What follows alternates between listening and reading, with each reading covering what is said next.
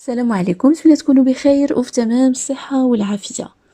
اليوم غنحضروا قطبان ديال الدجاج كيجيو لذاذ وهشاشين بزاف بزاف بواحد المذاق مميز وبتتبيلة اكثر من رائعة، بسيطة وسهلة وكتعطيهم مذاق رائع.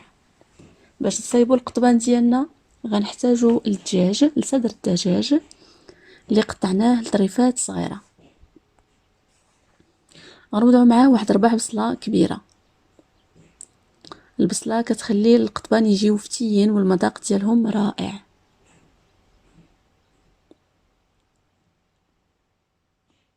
نزيدو واحد المعلقة صغيرة ديال الثوم بودرة او مسحوق الثوم. غنوضع ايضا شوية السودانية، ممكن تعويضها بالابزار.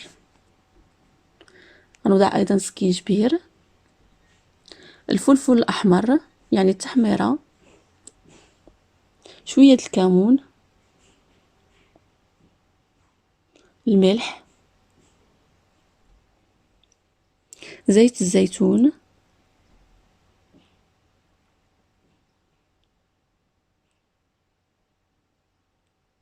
وصلصة الصوجة كتعطيهم مذاق مميز. غنوضع غير القليل فقط، واحد الملعقة صغيرة. غنوضع ايضا حتى الليمون الحامض او عصير الليمون بالتحديد، كيخليهم يجيو فتيين وهشاش.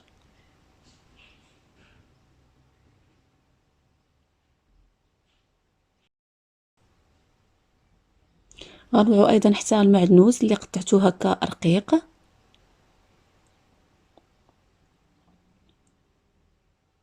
ونضيفوه للمكونات. ثم غادي نخلطوا كل شيء بيدينا هكا باش كنضمنوا ان التتبيله غتوصل للدجاج بالكامل.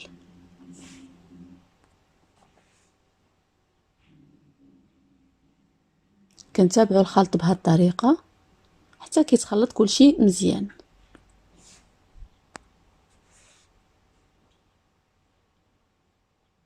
ثم غادي نغطيهم بالبلاستيك الغذائي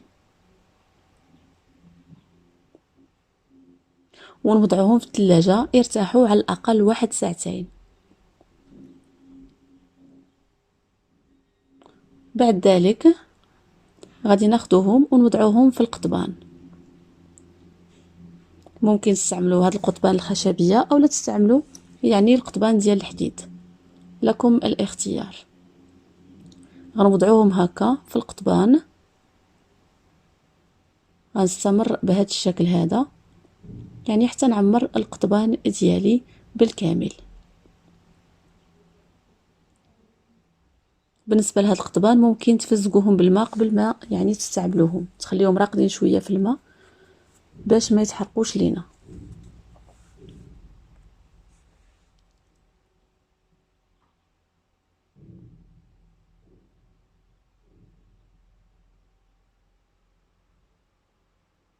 وهما هادو من بعد ما انتهيت من وضعهم في القضبان، طبعا غنطيبوهم سواء على الفاخر او لا في الفران. بالنسبه ليا وضعتهم غير في الفران، وهما هادو كيف كتشوفوا كيجيو رائعين وغزالين بزاف.